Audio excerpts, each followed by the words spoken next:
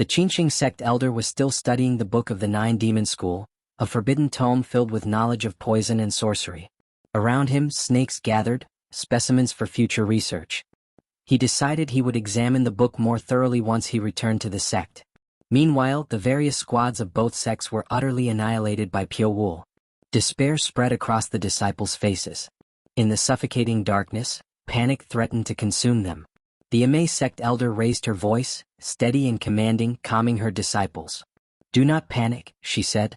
"He is injured. Time is on our side. Stay together, do not scatter." But Pyo Wu knew better.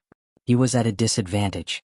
Moving like a shadow, he rushed through the darkness, his target clear, the Amei elder.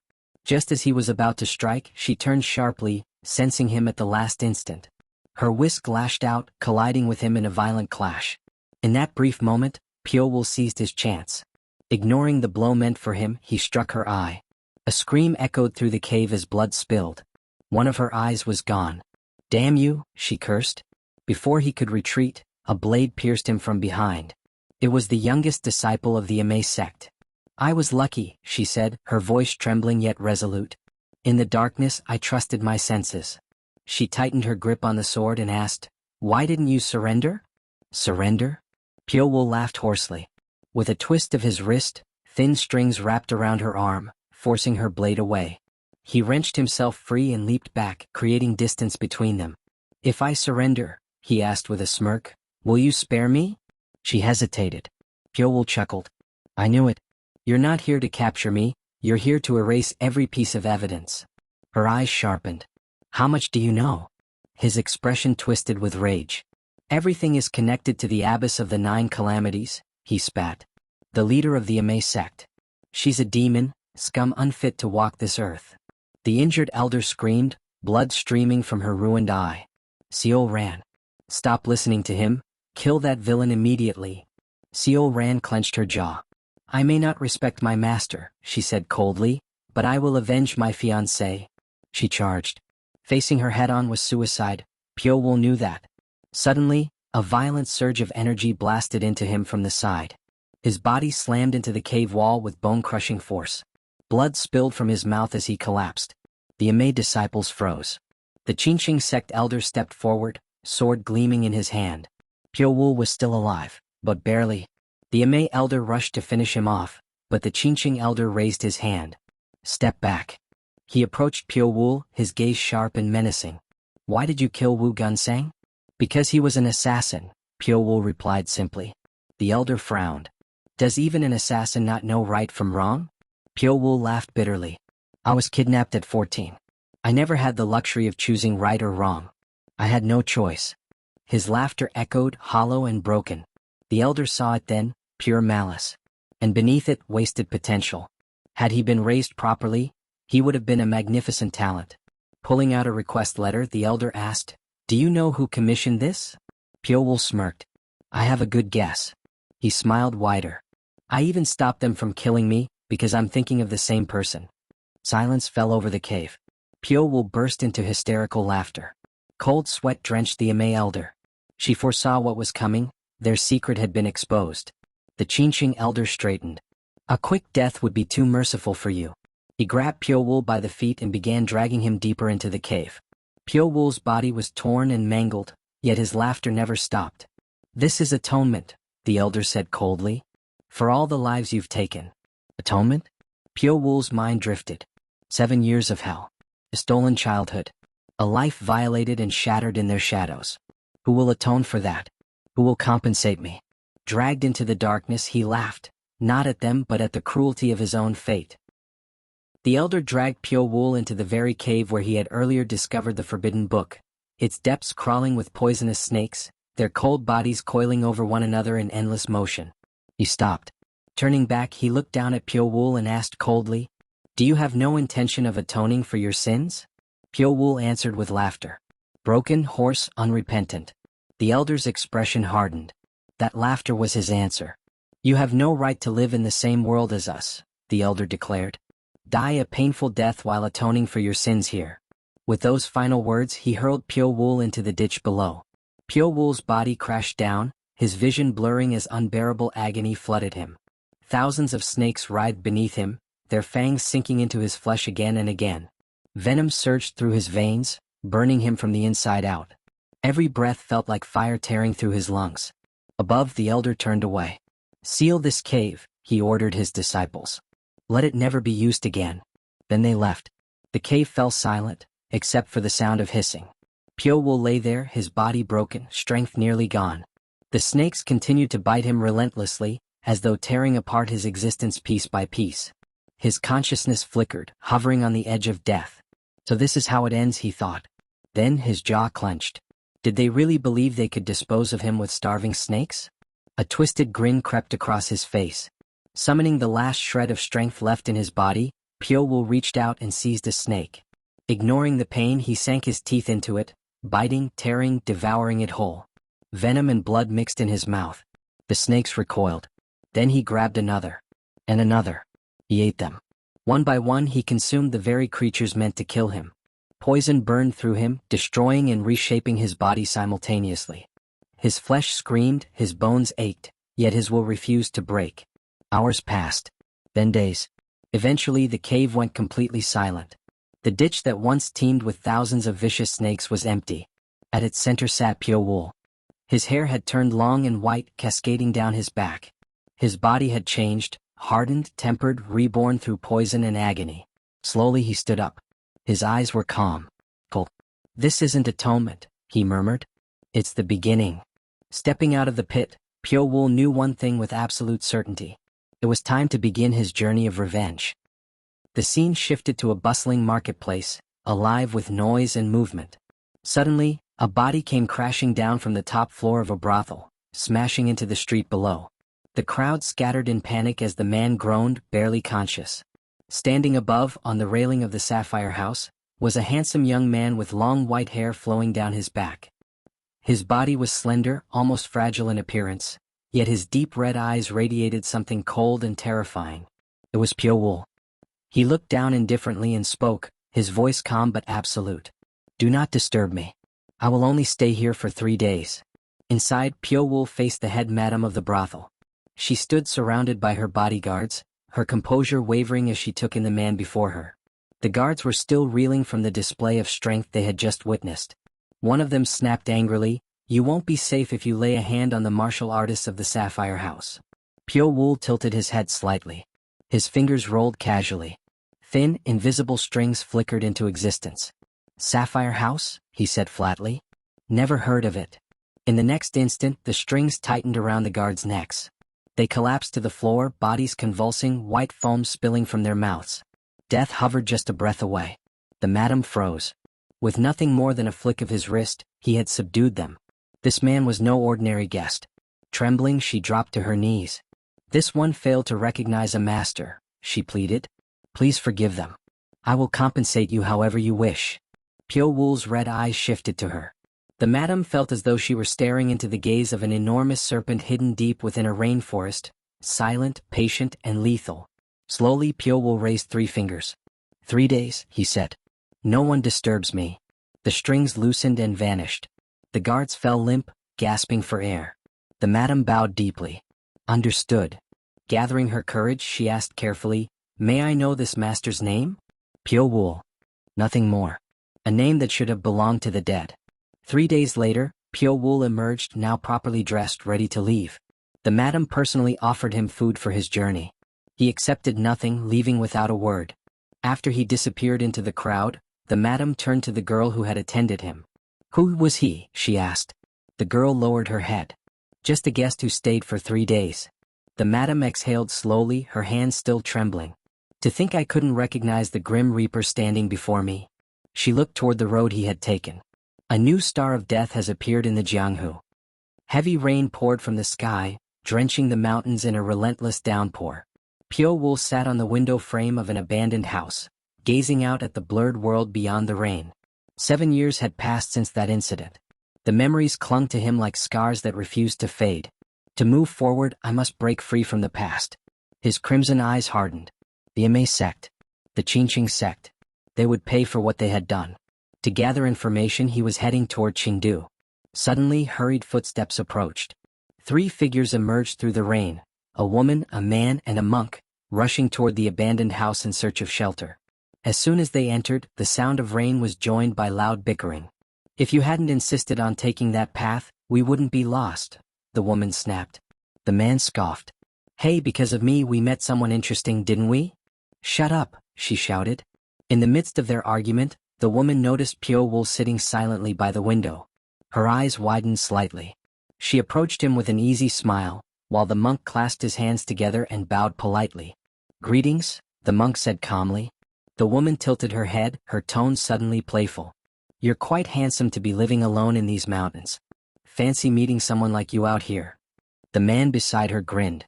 "See? If it weren't for me getting us lost, we wouldn't have met him." She turned and smacked his arm. "I said shut up."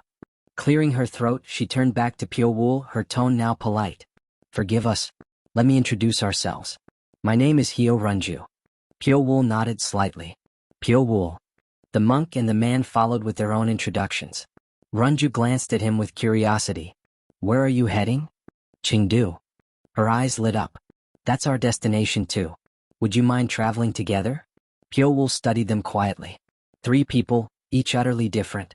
A flirtatious woman, a loud man, and a calm monk. Yet they traveled together as if bound by something unseen.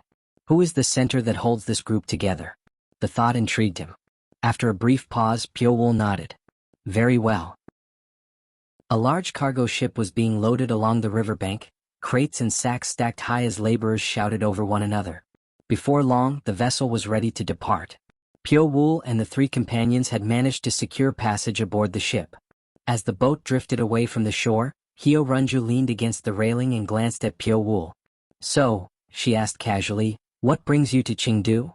Pyo-woo's gaze remained on the flowing river. "I'm meeting acquaintances," he replied. After a brief pause he added, "You could also call them debtors. I'm there to collect what is owed to me." She smiled faintly, sensing there was more behind his words. "And you?" Pyo-woo asked in return. "Why Chengdu?" "We have business," Runju said lightly. "Even if we carry no merchandise." She tapped her temple. "Some things can be sold without being seen." The man beside her raised an eyebrow and turned toward Pyo-woo. "Which clan do you belong to?" "None," Pyo-woo answered. Both men stared at him in surprise. With his appearance and presence, belonging to no clan at all was almost unthinkable in the Jianghu. Later, Pyo-woo sat alone near the side of the ship, quietly observing the crew and the merchants aboard. His eyes missed nothing. Runju approached him again, folding her arms. "You've been staring quite intently," she said. "See something interesting?" "Nothing," Pyo-woo replied. She leaned a little closer, her tone playful, clearly flirting. The monk, watching from a distance, frowned slightly, unease flickering across his calm expression. The man took a long drink from his flask and chuckled. "Don't worry," he said lazily. "She's the blood spider. Every move she makes is calculated." Before the moment could stretch further, a loud crash echoed across the river. Another ship was approaching fast. Shouts rang out. Panic spread among the merchants. "Pirates!" someone screamed. The merchant in charge turned pale, his legs nearly giving out. Before he could collapse, the sly man stepped forward, flashing a grin. "Need help?" he asked, rubbing his fingers together in the unmistakable sign of money. Before the merchant could even answer, a blur shot forward. The monk had already leapt onto the pirate's ship. In mere moments, screams rang out, followed by silence. Bodies dropped, and the pirates were utterly defeated. The monk returned as calmly as he had left, robes barely disturbed. The merchant stood frozen, mouth agape. The sly man chuckled and leaned closer. "Did you see that?" he said. "Now, let's talk about the price." Only then did the merchant truly understand. These were not ordinary travelers.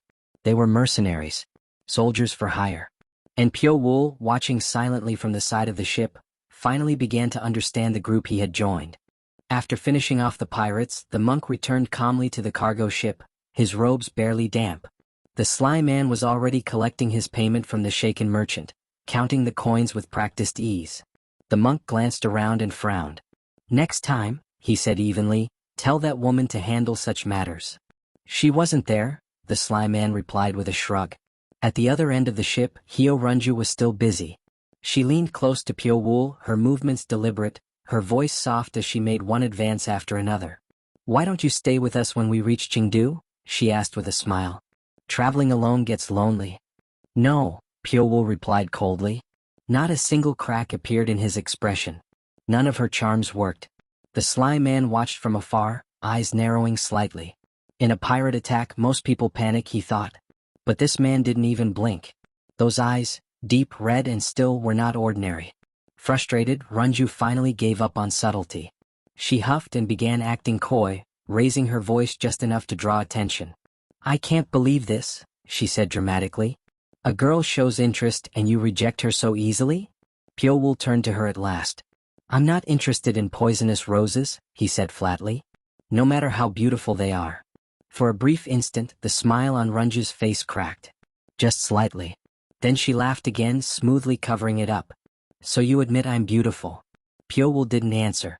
He only observed her, quietly, carefully. By now he had reached a conclusion. These people were vagabonds, mercenaries drifting where the wind carried them. And yet, they were heading to Chengdu at the same time as him. What's happening there? He wondered. That even people like them are being drawn in. The Ame sect. The Qingqing sect. Their circumstances were far from good. Memories from 7 years ago surfaced in his mind. The cave, the snakes, the betrayal. A cold smile curved across Pyo lips. So that's how it began. The river continued to flow, unaware that beneath its calm surface, a storm was already gathering in Chengdu. They reached their destination and disembarked from the cargo ship. From there, Chengdu could only be reached by horseback. The vagabonds prepared to leave first. Hyo Ranju glanced back at Pyo once more. Come with us, she said, half teasing, half serious. Pyo shook his head. I'll stay here for a while. We'll meet again in Chengdu. Her eyes lingered on him for a moment, then she smiled. Very well. They mounted their horses and rode off, disappearing down the road. Pyo turned and entered a nearby inn, intending to eat and rest for the night. The moment he stepped inside, the atmosphere changed. Conversations died mid-sentence. Every man in the inn stared at him, at his long white hair, slender frame, and crimson eyes. Whispers spread quickly. Pyo sat down and ordered food. Just as he lifted his chopsticks, a bulky man slammed his hand onto the table, making the dishes rattle. Oi, the man sneered. Are you a dude, or a girl? Pyo raised his eyes slowly, his gaze cold and indifferent. The man laughed loudly. Name's Hujan. We made a bet, whether you're a cross-dressing woman. You lost, Pyo replied calmly. Hujan's smile turned ugly. Then I'll just check for myself. The inn erupted with laughter and cheers. Strip him. Let's see. Hujan lunged forward. A sharp whistle cut through the air. A chopstick pierced straight into his eye. Blood burst out as Hujan screamed, clutching his face and collapsing to the floor. Pyo stood up. Horror replaced amusement on every face in the inn. He walked toward the writhing man and spoke softly, his voice carrying clearly through the silence. I told you to keep your distance. Another chopstick flashed. Hujan's second scream was shorter. His other eye was gone. The inn exploded into rage. Chairs scraped, blades were drawn, and men rushed toward Pyo from all sides. He didn't move back. He simply raised his hands. Chopsticks spread between his fingers, like claws. In the blink of an eye, bodies fell. Cries were cut short. Limbs went limp. Blood splattered the wooden floor. It was over almost instantly. Silence returned to the inn. Only broken tables, fallen men, and the steady sound of Pyo breathing remained. He stood alone amid the carnage, calm, untouched. The world around him finally understood one thing. They had provoked something they should never have approached. The market in Chengdu was bustling with people. Everyone was busy with their work, and the three mercenaries wandered through the crowded streets. The slime man noticed that nearly half of the people roaming the market were carrying weapons. Seeing this, Hyo Ranju looked delighted. It was the perfect environment for people like them. The monk, however, frowned. What brings fortune to one brings misfortune to another. What could be more tragic than that? The girls snapped at him to shut up, pointing out that he was the one most obsessed with money. Soon they arrived at the inn they were heading toward and entered. They were expecting someone there, and he was indeed waiting for them. The girl leaped onto his shoulder in excitement, and the man laughed as he steadied her. He was Zhang Muriang, the leader of the mercenary group known as Black Cloud's Corpse. The other two greeted him respectfully, and he returned their greetings. The group gathered to discuss their future. The slime man hesitantly asked whether they were really going to meddle in this affair. Zhang Muriang coldly replied that if he did not want to be involved, he should leave immediately. Startled, the slime man quickly backtracked, insisting he had no intention of backing out. The girl remarked that the issue involved the Qin Chin sect and the Amei sect. Everyone in Sichuan knew of their conflict, which had lasted for 7 years and reached a breaking point. No one knew the reason for their feud, but their constant clashes had split Jianghu throughout Sichuan. A massive battle seemed inevitable. Zhang Muriang said the reason did not matter. What mattered was that an opportunity had finally arrived, one that could allow them to fulfill their long-held dream. Meanwhile, Pyo Wool descended the stairs of the inn after the incident the previous night. The server stared at him in shock, only now realizing that such ruthless brutality had been hidden behind his beautiful appearance. He quietly warned him to leave as soon as possible. Pyo Wool asked the innkeeper if there was anyone who understood Sichuan's internal affairs best. When the innkeeper seemed confused, Pyo Wool clarified that he was asking about the conflicts between the sections. The innkeeper suggested that he visit Workshop Street, saying that at the very end of the street there was a place called the Fire Dragon Room, a sect formed long ago by Sichuan's master artisans. Workshop Street was loud and chaotic, filled with the ringing of hammers and the clanging of metal. Weapons lined the stalls and sparks flew through the air. Pyo Wool entered one of the workshops and saw a young man hammering a blade, the sound of metal clear and focused. Suddenly, a furious shout echoed through the room. A large man struck the young man on the head and cursed him loudly, demanding to know who had given him permission to use a hammer. He berated the youth, ordering him to return to doing chores and forbidding him from touching a hammer again until he was told otherwise. Humiliated, the young man stumbled away. The man then noticed Pyo Wool and demanded to know why he was there and what he wished to purchase. Pyo Wool asked what the young man had done wrong. The craftsman explained that his name was Tang Sochu and that he was rumored to be a descendant of the Tang clan, yet he kept trying to use a hammer without permission. Pyo Wool asked why descendants of the Tang clan were not allowed to use hammers.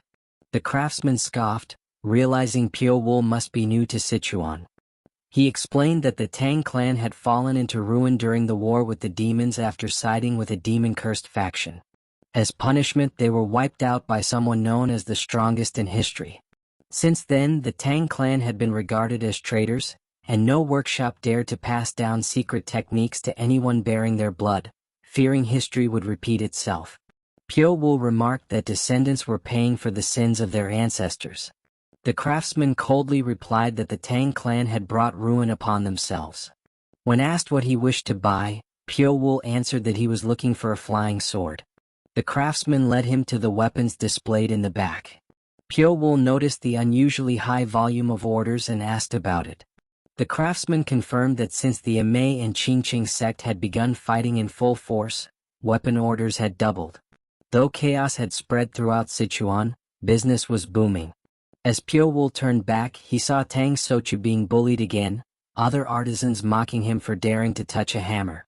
A blade slipped and fell dangerously close to the young man's face. Before anyone could react, Pyo Wool stepped forward.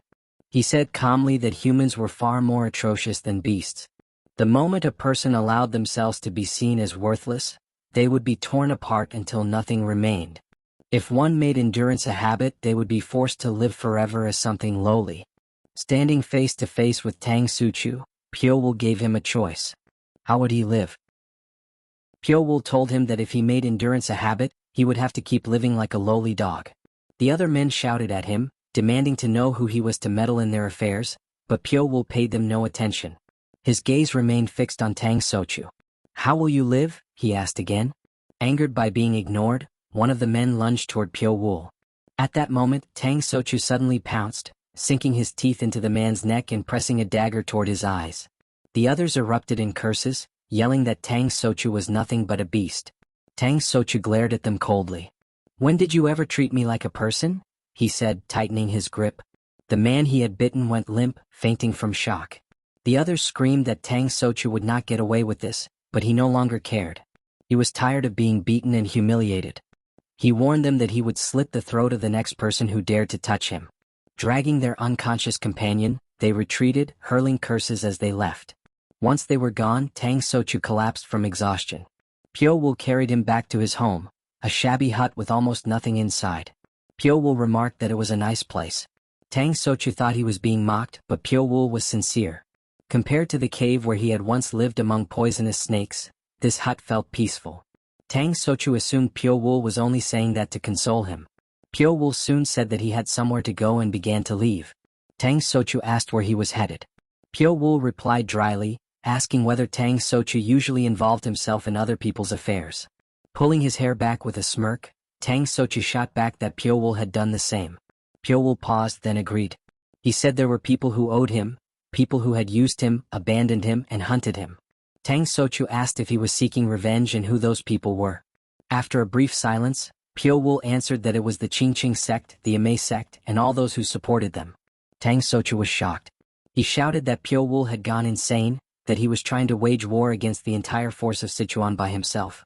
Pyo Wu calmly replied that he might indeed be insane, then asked Tang Sochu to return the dagger he had lent him earlier. Tang Sochu looked at the weapon and scoffed, saying it was nothing but garbage. Pyo Wu was surprised. It was worth at least a tael of silver. Tang Sochu reached under his bed and pulled out something wrapped in cloth. He handed Pyo Wu a set of flying daggers. They were perfectly balanced, flawless in craftsmanship. Pyo Wu asked if he had made them himself, noting how difficult it must have been. Tang Sochu replied proudly that he had made them quickly and in secret, and that it hadn't been difficult at all. Pyo Wu asked if he was truly fine with giving them away. Tang Sochu answered that they shared a common enemy. Both the Qingqing and Amei sects were responsible for the downfall of the already weakened Tang clan. They had oppressed and isolated it until nothing remained. Pyo Wu was the first person who had ever told him not to endure it, so giving him the daggers was no problem at all. Pyo Wu closed his eyes and bowed slightly in silence. Then he tested the daggers. As he moved, they glowed faintly, dancing across his palms. They flowed as freely as the wind beneath his fingers. He named them Phantom Daggers. Then Pyo Wu introduced himself properly, telling Tang Sochu to remember his name, because whenever it was spoken, these daggers would follow. Tang Sochu greeted him in return, wishing him renown across Sichuan. The scene then shifted to a busy inn in Chengdu, where a beautiful young woman sat drinking tea alongside others her age. They addressed her respectfully as Lady Wu. She belonged to the 100 Flower Room sect. With a soft sigh, she told the men that her sect's circumstances were not good due to the increasing pressure from the Qingqing sect. Still, she said she was relieved that everyone was doing their best and thanked them sincerely. Her words stirred the men's hearts. Enchanted by her beauty, they eagerly vowed to protect her sect at all costs. She thanked them again, tears glistening faintly in her eyes. Yet inwardly she sneered, all men are the same, nothing but vulgar barbarians. She then mentioned that Mount Amei had issued a summons, and that she might not be able to attend the next gathering. The men, ever foolish, immediately asked whether they could join the Amei sect as well. She widened her eyes in feigned surprise, acting as though she was deeply moved that they would go so far for her sake. In truth, she knew they were drawn only by her looks, and she intended to use them however she pleased. Laughing heartily in her mind, she imagined the future, herself standing at the peak as the leader of the Amei sect, ruling over all of Sichuan. Soon after, they rose to leave the inn. At that moment, her gaze met someone unexpected. Pyo Wu sat nearby, calmly eating his dinner. Lady Wu noticed Pyo Wu and found herself drawn to his bright red eyes and fair skin. Curious, she approached him and stopped at his table. With a gentle smile and a sweet expression, she spoke politely, saying that since it was their first meeting, they should introduce themselves. She introduced herself as Wu Xionha of the 100 Flower Room and asked for his name. Pyo Wu, he replied simply. She cheerfully asked whether he was a martial artist. Pyo Wu bluntly told her to think whatever she liked and asked what she wanted. Maintaining her irritatingly sweet tone, she asked if there was a reason he could not answer her properly. Pyo Wu replied coldly, asking whether she always acted so inquisitively when meeting someone for the first time. One of her lackeys suddenly shouted, accusing Pyo Wu of speaking rudely to Lady Wu and demanding an apology. Pyo Wu calmly asked, "For what?" The overzealous man ordered him to kneel and apologize, threatening him if he refused. Pyo Wu asked what would happen if he did not, then stood up, saying there was a limit to how blinded a man should be by a woman and that one should assess their opponent before making threats. Feeling insulted, the man shouted for his sword and charged at Pyo Wu. The onlookers gasped, realizing a fight was about to break out. Pyo Wool dodged every strike effortlessly as if merely taking a leisurely walk. The man roared in rage, channeling all his chi, his eyes glowing as he unleashed his sword techniques, but all of it was in vain. Pyo Wool continued moving forward calmly, evading each attack with ease. Stopping in front of Lady Wu, Pyo Wool glared at her sharply and asked whether this was the best she could do. At that moment, the man was still buzzing behind him, swinging his sword wildly. Pyo Wool caught him by the neck and slammed him into the ground, cracking the floor and burying his face into it. Lady Wu hurriedly asked Pyo Wool to calm his anger, saying that the man was not bad and had only acted aggressively for her sake. Pyo Wool replied that people must take responsibility for their own actions. Lady Wu then said that she would shoulder that responsibility herself. Her lackeys shouted that they would fight to the death for her, proudly displaying her control over them. Pyo Wool observed silently, thinking that she was fully exploiting her beauty and the foolish devotion of low-minded men. She asked Pyo Wool whether he agreed. He smiled faintly. That night, in a bedchamber, Pyo Wool lay beside Lady Wu. He had slept with her. Later, she called out to him and asked him to grant her one request, her true nature finally surfacing. Pyo Wool said he would decide after hearing it. She asked him to kill Nam Hosen, the young leader of the Thunder Clan. She explained that her sect leader had proposed a marriage alliance between them, and when they hesitated, the Thunder Clan threatened to involve the Qingqing sect. Her sect, she said, was in a difficult position because of him. Pyo Wool replied that once the task was done, she would claim she had no connection to him. She agreed, adding that if he killed Nam Hosen, she would put in a good word for him with her aunt and provide a substantial reward. Pyo Wool asked who her aunt was. She answered that her aunt was one of the great disciples of the Ame sect leader, the Abbess of 9 Calamities, Pavilion Master Manhwa. Pyo Wool remembered her instantly, the woman whose eye he had taken in the cave. A smirk formed on his lips as he realized what was about to unfold. The scene shifted to Mount Ame where the sect resided.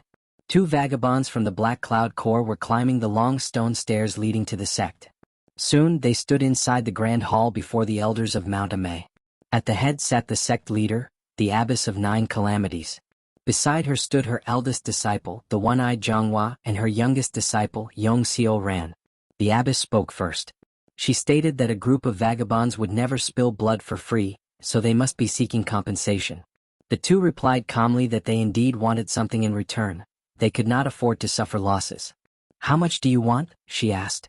At that moment, Hyo Ranju stepped forward and said they believed 500,000 gold yang would suffice. The amount instantly sparked outrage among the elders. Such a sum was absurd, and some shouted that the discussion should end immediately. The abbess slammed her staff down and ordered them to be silent. Their behavior was unsightly. She then addressed the vagabonds, saying they could not seriously expect her to accept such a demand. With that amount of money, she could hire several mercenary groups like them. Hyo Ranju replied calmly that none of those groups would be as strong as the Black Cloud Corps. The abbess smiled faintly and asked what would happen if she refused. Hyo Ranju answered that one of their members should have already arrived at Mount Qingqing, offering them the same proposal. The abbess's smile turned terrifying. She released her overwhelming aura, instantly suppressing both vagabonds. They collapsed to their knees, coughing blood as internal injuries formed. She told them to stop posturing and be honest. Did they truly believe she would pay 500,000 gold yang? She demanded to know their real price. Hyo Ranju, struggling to breathe, realized why the abbess ruled Mount Ame. She then explained that they were vagabonds who sold their strength to the highest bidder. Even a single yang more would decide their allegiance. The abbess understood, they were remaining silent to the bitter end. Their representative at Mount Qingqing would be saying the same thing. Qingqing already held the advantage, but with the Black Cloud Corps, Ame could secure victory. Though she wished to kill them on the spot, the looming conflict meant she needed every capable hand. She lifted a finger, withdrawing her suppression, and ordered her eldest disciple Manhwa to accompany them and finalize the deal. Elsewhere, inside an inn, merchants were storming out in frustration. Doing business with the Thunder Clan had completely drained them. They complained bitterly. 2 large storage rooms were already filled with grain, yet the Thunder Clan still demanded more at dirt-cheap prices. One merchant muttered that perhaps the Thunder Clan had some unresolved hatred toward grain in a past life. Another sighed, saying the rich were always the same. They would sort things out at a nearby inn. Meanwhile, the leader of the Black Cloud Corps, Zhang Muriang, sat yawning over a cup of tea. He wondered how things were unfolding between the Ame and Qingqing sects. They were walking a dangerous tightrope between the two. The sly man approached him and mentioned seeing a familiar face in the market. He spoke of the man they had traveled with earlier, Pyo-woo. The leader frowned. Seeing him again in Sichuan, was that truly a coincidence? The sly man laughed it off, asking why it mattered. But Zhang Muriang felt uneasy. Since becoming entangled between Amei and Qingqing, his instincts had sharpened. Something about Pyo-woo unsettled him. The sly man said that if his instincts were warning him, they should not be ignored. Zhang Muriang decided to send one of their swift members to observe Pyo-woo. He admitted that he was curious as well. Soon after, two figures arrived, the emissaries from Mount Amei. Hyo Ranju introduced them and both sides exchanged greetings. Zhang Muriang introduced himself as the leader of the Black Cloud Corps. Smiling, he asked whether the direct arrival of Amei's grand disciples meant the sect was ready to strike a deal. Manhwa replied coldly that it depended on the negotiations. She warned that if the Black Cloud Corps attempted to deceive Amei with mediocre strength, they would pay dearly, even if it meant postponing the war with Qingqing. Zhang Muriang remained unfazed, smiling as he replied that they were fully prepared for that risk. He invited them inside, stating that they would match conditions. When Manhwa heard their demand, she erupted in fury. They were asking for trading rights beyond the Great Wall. She slammed the table, releasing her energy and shattering it into pieces. She shouted that vagabonds should act like vagabonds and be content with scraps. This was pure greed. Zhang Muriang, however, remained composed. He calmly asked whether it was truly unreasonable. After all, if Amei became the ruler of Sichuan, such terms would be entirely possible. Manhwa trembled with rage as the room fell silent, while Zhang Muriang's smile never faded. After a moment of silence, Zhang Muriang spoke again. He said that the Black Cloud Corps would give up both the demand for trading rights and the request for 500,000 gold yang. In exchange, he asked that the Amei sect help them settle near the Western Plateau. The one-eyed Manhwa finally calmed down and asked whether this had been his true aim all along, to secure a place to settle. Zhang Muriang answered honestly. They were a group of vagabonds and no sect wished to have them settle nearby. The Amei sect was no different, Manhwa acknowledged. That was precisely why he proposed the Western Plateau, far from Mount Amei. Smiling faintly, he asked whether she could not allow even that much. Manhwa considered it carefully. In the short term, the Black Cloud Corps was an indispensable force. In the long run, however, they could become a burden. But if used as a meat shield, their numbers would dwindle and little would remain of them. Granting them land far away was not difficult, and if they ever became troublesome, they could simply be disposed of later. After calculating the benefits, she accepted the proposal. Zhang Muriang declared that the negotiations were complete. Internally, he thought that things would never have gone this smoothly if they had been dealing with the Qingqing sect. He asked whether they should draft a contract. Manhwa replied that it was unnecessary. The agreement would be upheld in the name of the Amei sect. Zhang Muriang then asked whether they would return to Mount Amei or stay for a day, offering to prepare rooms for them. Manhwa answered that they would stay at the 100-flower room, as the young master there was her niece. Suddenly, Hyo Ranju rushed in urgently and called out to her superior. Manhwa snapped at her, demanding how she dared barge in so recklessly regardless of urgency. Hyo Ranju quickly reported the news. The young leader of the Thunder clan had been assassinated. Shock rippled through the room. Manhwa was present and heard everything. Hyo Ranju added that the Thunder clan was convinced the culprit was the Qingqing sect. Later that evening, at the gates of the Qingqing sect, the Thunder clan leader arrived with his disciples, all fully armed, bringing a coffin with them.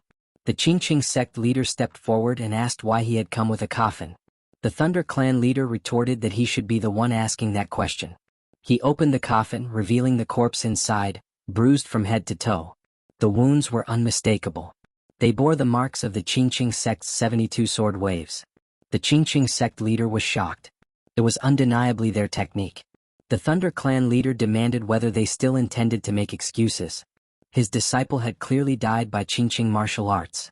The only logical conclusion was that the killer came from the Qingqing sect. He accused Qingqing of acting first after learning that the Thunder clan planned to support the 100-flower room. The Qingqing sect leader tried to calm him down, but the Thunder clan leader shouted that this corpse was proof and demanded an explanation. At that moment, the Qingqing sect leader's junior brother stormed forward in rage, shouting how dare the Thunder clan act so arrogantly at their gates. Declaring it unforgivable, he attacked. The Thunder clan leader attempted to block with his sword, but it was useless. The strike pierced straight into his chest, sending him flying back. He was defeated in a single blow. The junior brother raged that the Thunder Clan leader should be executed immediately for his accusations. The sect leader rebuked him, asking why he attacked without orders, but he ignored him, saying that entertaining such people would only make them a laughingstock. The sect leader silently observed, realizing his junior brother had grown far more violent in recent years. Defeated on the ground, the Thunder Clan leader asked bitterly whether this was how the Qingqing sect intended to clarify matters, through force. The Qingqing sect leader remained silent. He ordered his men to provide lodging for the Thunder Clan and their disciples, then instructed his disciple Chang Yob to go to Chengdu and investigate the matter. Chang Yob accepted and departed at once. That night, inside an inn, people whispered among themselves about Nam Hosen's death. Many believed the Qingqing sect was responsible, arguing that martial traces could not be easily forged. The stronger the technique, the more distinct its signature. Some wondered whether Qingqing truly were the culprits.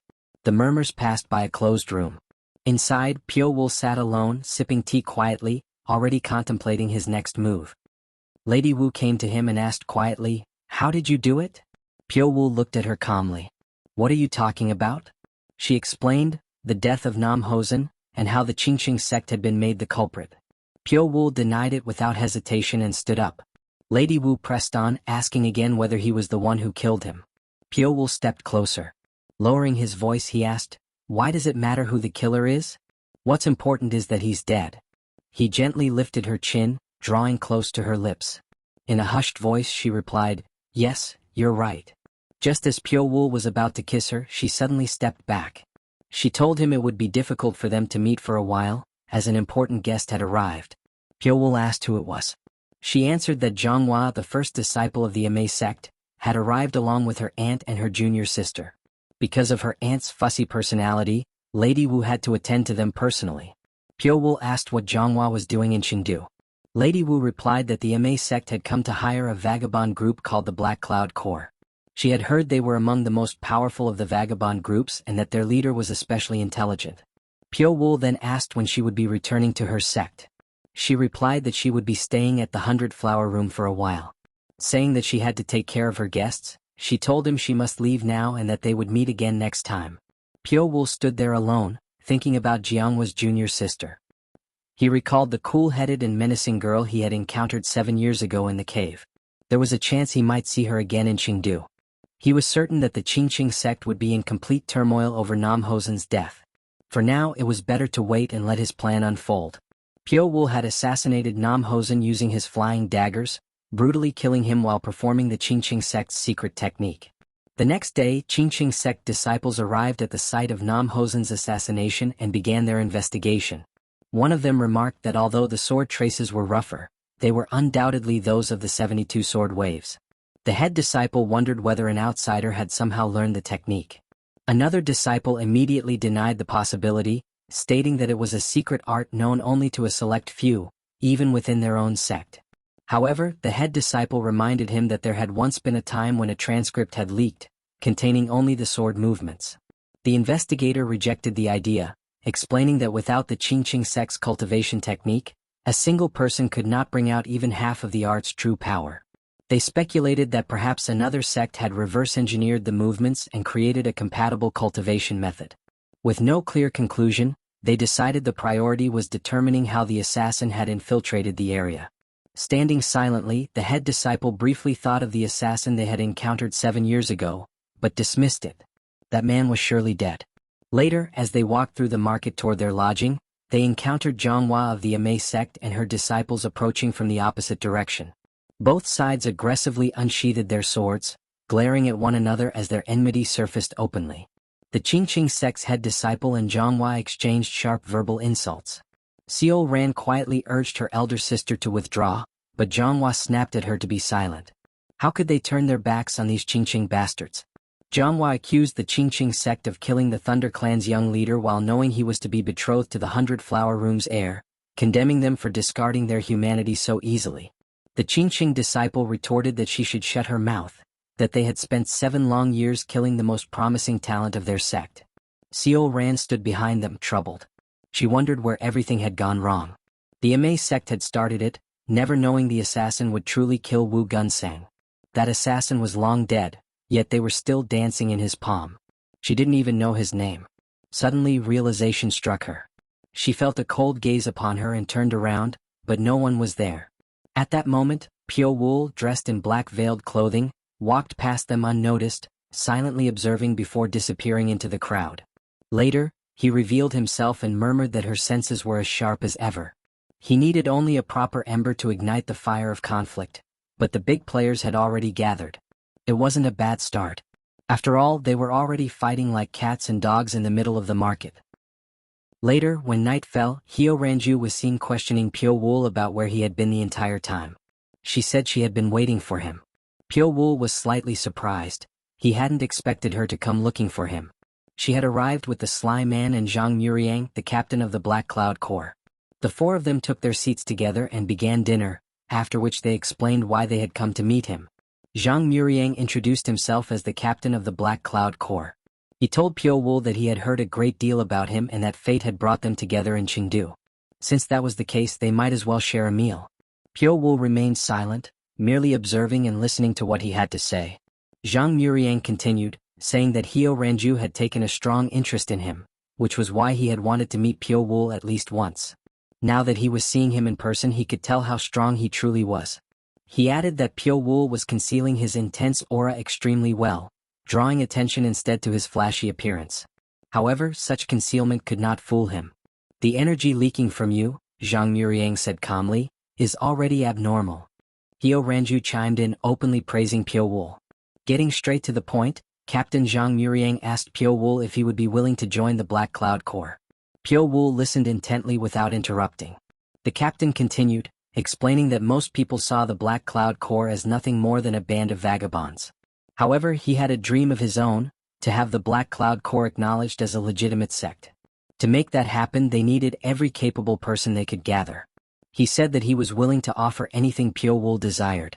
Then, without hesitation, he offered Hyo Ranju to him. The Sly Man, who was quietly eating while listening to the conversation, paused in shock. He had already noticed that Hyo Ranju had taken a genuine interest in Pyo Wool. Now that the captain had offered her outright, he wondered what kind of answer Pyo Wool would give. Pyo Wool responded without hesitation. It's not that attractive an offer. At those words, the Sly Man spat out his drink. The other three immediately turned their gazes toward him. Flustered, the Sly Man hurriedly apologized, making an excuse about food being stuck in his throat, and urged them to continue.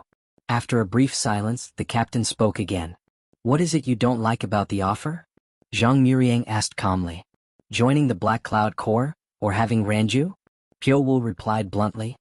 I'd rather not lay my hands on food that's obviously bound to spoil. The smile vanished from Hyo Ranju's face. For a moment, she simply stared at him, unable to believe she had been rejected so bluntly. An awkward silence settled over the table. Then suddenly Captain Zhang Muriang burst into laughter. Ah, it was just a joke, he said loudly. Why are you making such a serious face like an idiot? He stood up abruptly, smashing his palm against the table. Hyo Ranju is far too valuable to give up so easily. You have no idea what you're refusing. His tone shifted, growing cold and sharp. Let me give you a piece of advice. Don't cross paths with the Black Cloud Corps. I enjoy talking things out, but the others prefer action first. Pyo Wool looked at him calmly and replied. Then let me say this as well. If you suddenly find yourself beheaded while walking down the road one day, you can think of it as my doing. His voice was utterly serious.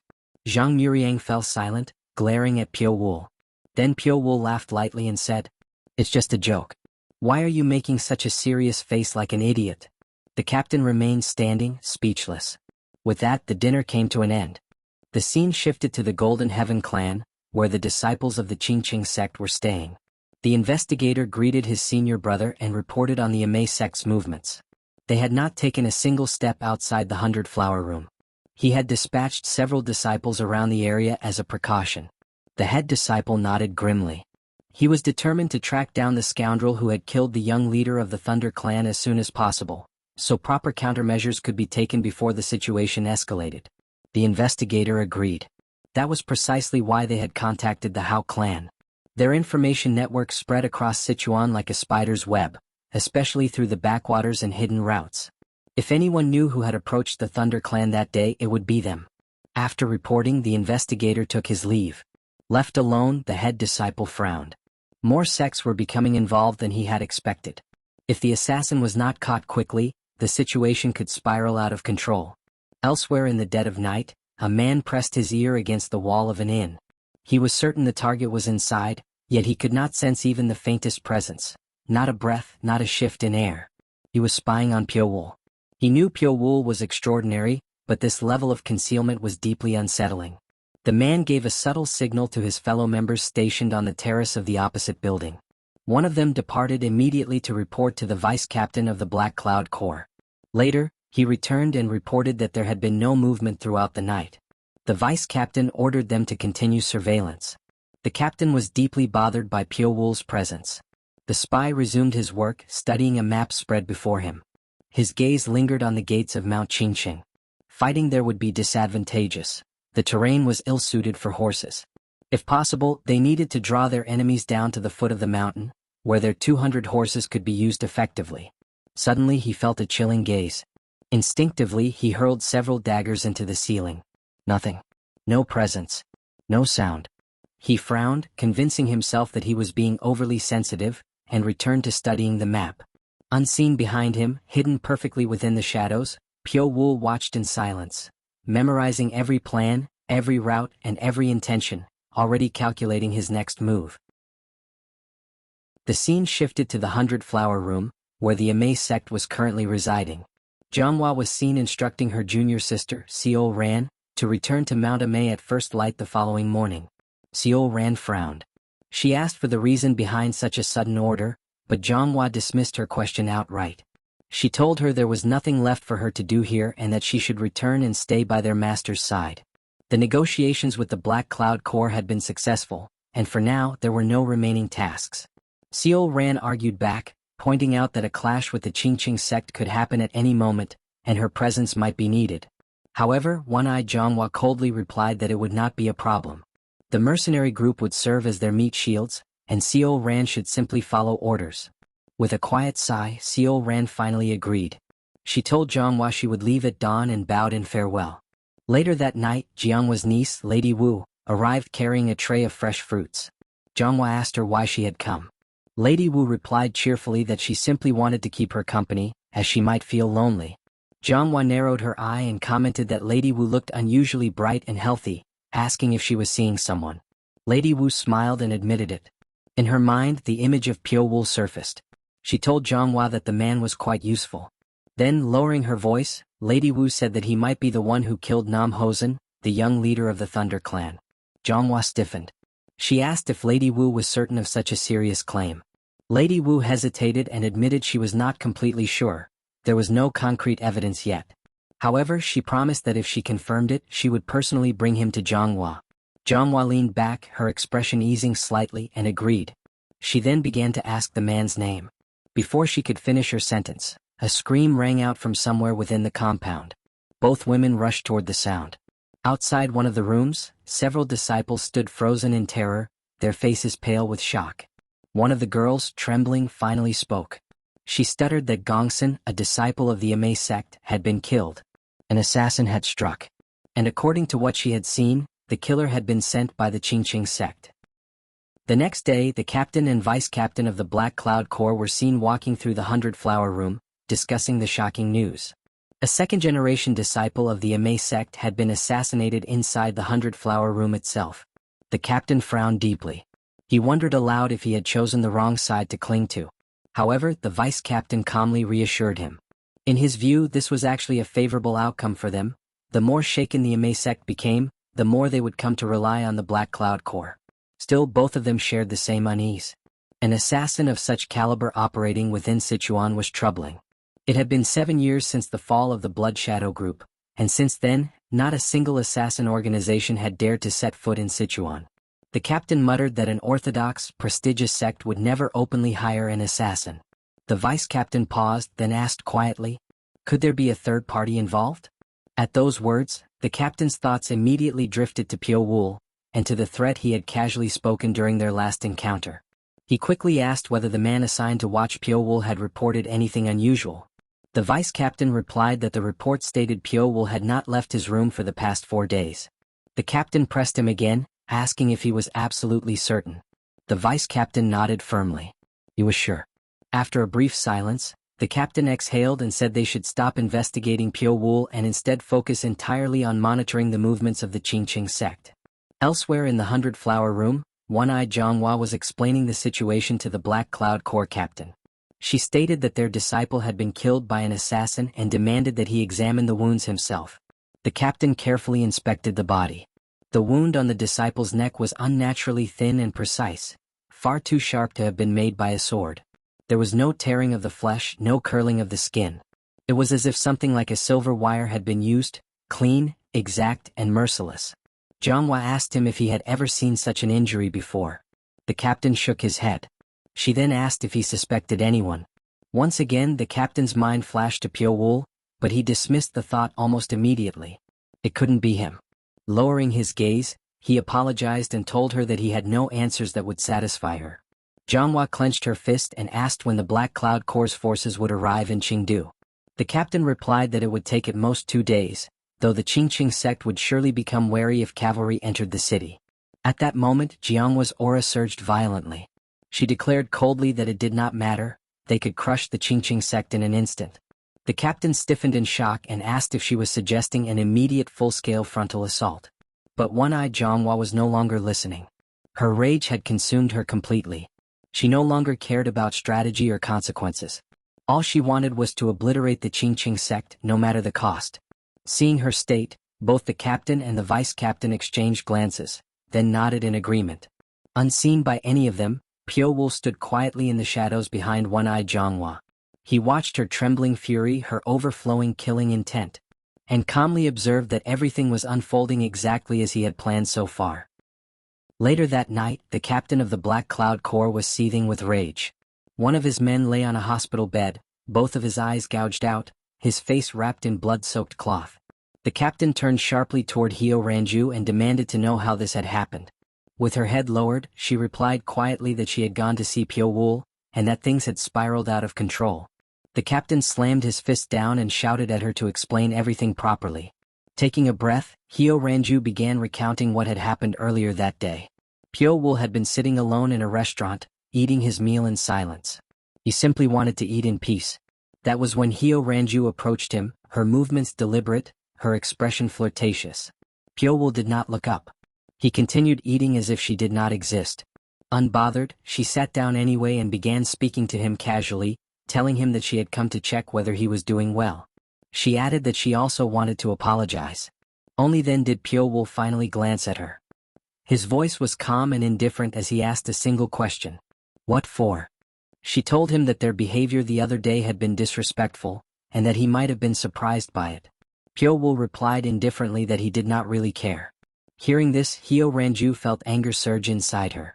After being treated like that, he truly did not care at all. Still, outwardly she maintained the smile of a sly fox. She asked again what he thought about the offer their captain had made, joining the Black Cloud Corps. She added that she would treat him well if he accepted. At that moment, a large, burly man approached Hyo Ranju and complained that she had left without saying a word. They knew each other from being in the same group. Annoyed, she told him to get lost and stop following her. The man laughed foolishly and said he had no time to follow her. He was there because the captain had sent him to fetch her. Then he noticed Pyo-wul and remarked that he was very handsome, his gaze filled with blatant lust. Hyo Ranju immediately warned him not to get greedy over Pyo-wul. The man ignored her warning. He stepped closer to Pyo-wul, licking his lips as he leaned in. Calmly, Pyo-wul spoke. I'll forgive you once. Turn away by the count of 3.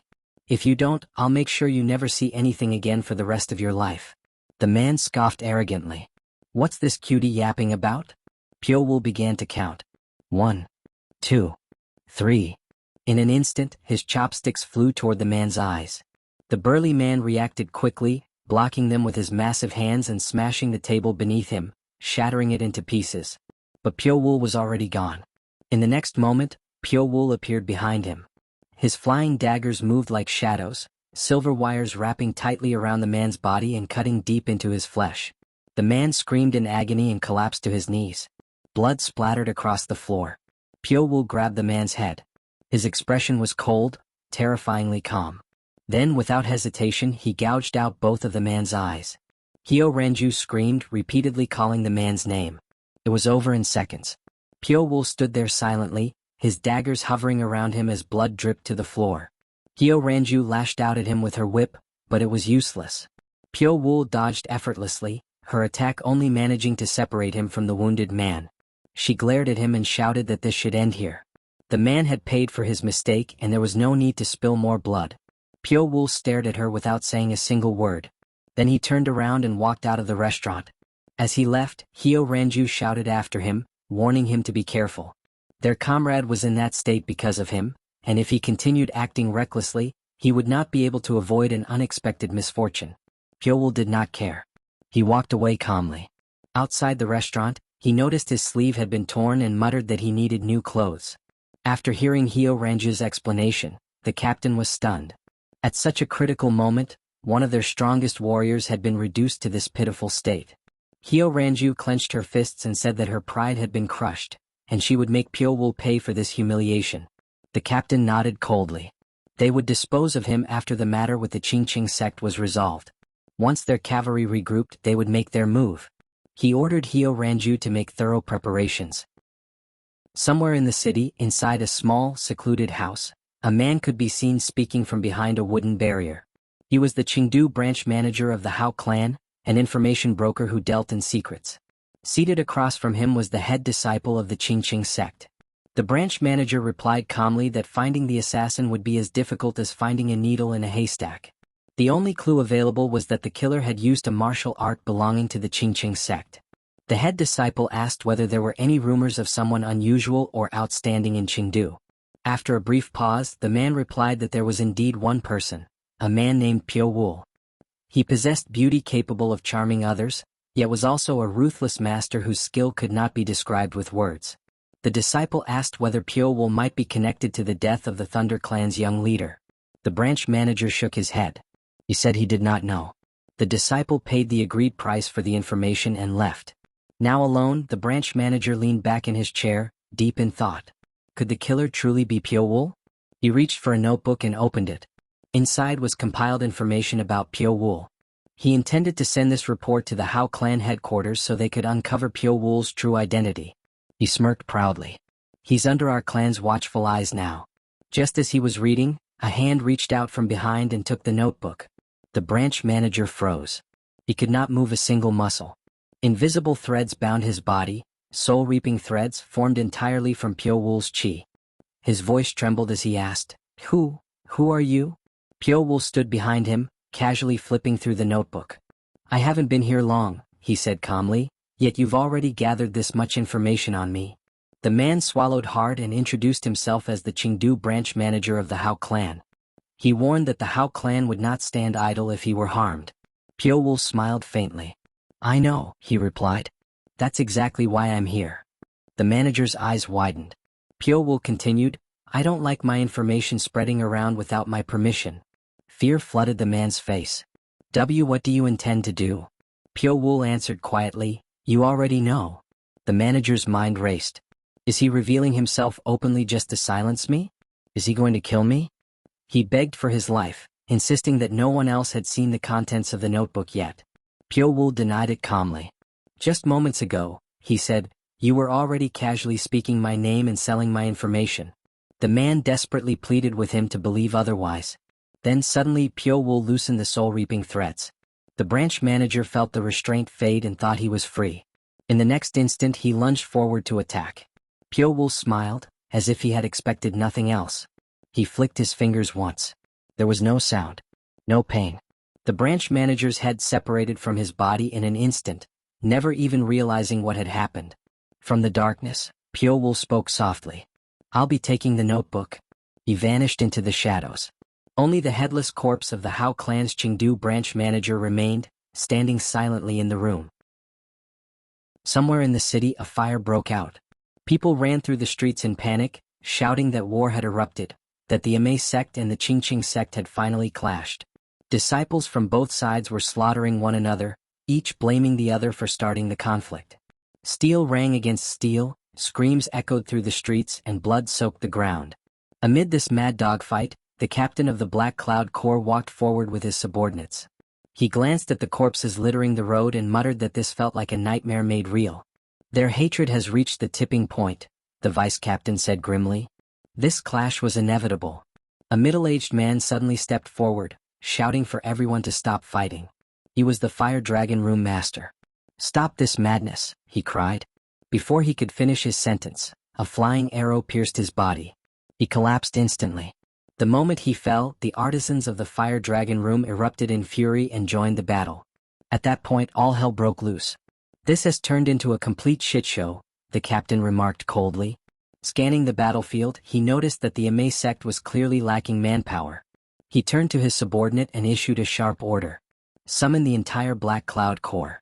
A grim smile spread across his face. We're joining the fray.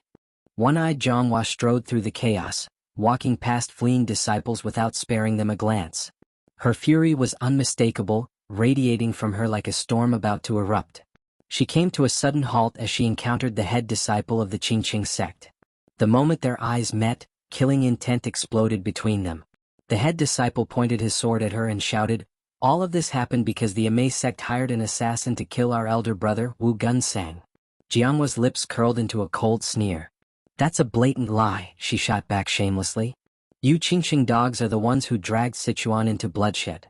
Without another word, the two clashed head-on, their weapons colliding with a deafening roar as qi surged violently around them. Amidst the chaos of battle, Xiao Ran pushed back the advancing disciples of the Qingqing sect, desperately trying to protect her fellow Amay disciples. Her strikes were precise yet restrained, she hesitated to kill even now. Beside her, an Amay disciple suddenly collapsed to the ground, her breathing shallow and broken. "Senior. Sister Xiao Ran," the girl whispered. Xiao Ran knelt beside her at once. "Circulate your aura," she urged. "I'll help you, just hold on." But it was already too late. The girl exhaled her final breath, tears slipping from the corners of her eyes. Xiao Ran froze, then pulled her into her arms. Her own tears fell freely as she trembled in grief. In that moment, she realized the truth. This war had begun because of Amay's actions, and her hesitation to oppose it had only allowed more of her sect's disciples to die. She could no longer evade responsibility. Her sorrow hardened into resolve, and as she raised her head, her eyes glowed with determination. Elsewhere on the battlefield, the captain of the Black Cloud Corps surveyed the carnage with a deep frown. "Where are our forces?" he muttered. "They should have arrived by now." It made no sense for the Qingqing sect to block them so thoroughly. Something felt wrong, unnaturally so. "Look into it," he ordered sharply. "Someone is adding fuel to this fire. Find them." A subordinate immediately set out, weaving through burning buildings and collapsing streets. Around him, fighters slaughtered one another mindlessly, consumed by rage. Then he noticed it. The sacred tree of Qingdu, towering, ancient, and tall enough to overlook the entire battlefield. Something felt off. He climbed its massive trunk, senses on edge. Suddenly something moved. An attack flashed toward him and he barely dodged in time. "There you are," he shouted. A cloaked figure in black stood calmly on a branch above him. Beneath the hood, deep red eyes gleamed in the darkness. Flying daggers danced through the air, their trajectories shifting unpredictably, as though guided by an invisible will. The man struggled desperately to evade them. Telekinetic swords? He thought in horror. Who in Sichuan could? It was too late. His body locked in place, unable to move or even breathe. The cloaked figure approached. In the next instant, his head was severed, blood spraying into the night. The hooded man was Pyo Wu. Around him, numerous corpses hung from the sacred tree, swaying gently as flames illuminated the city below. Pyo Wu gazed down at the burning battlefield in silence. On the ground, one-eyed Manhwa knelt in defeat, her once overbearing arrogance completely shattered. She had been crushed by the head disciple of the Qingqing sect, her body barely able to move. He stared at her coldly, sword lowered. Xiao Ran rushed forward, panic etched across her face. "Senior Sister Manhwa," she cried. "Are you all right? Come, we need to return to the 100-flower room." She glanced warily at the Qingqing head disciple. He said nothing. Instead, he turned away and raised his hand. "Withdraw," he ordered his junior brothers. "All forces retreat." The Qingqing sect obeyed. The battlefield fell into uneasy silence. It was Amay's defeat. Cries rang out as news spread that one-eyed Manhwa had been gravely injured. From the shadows above, Pyo Wu smiled faintly. Everything was unfolding exactly as he had planned.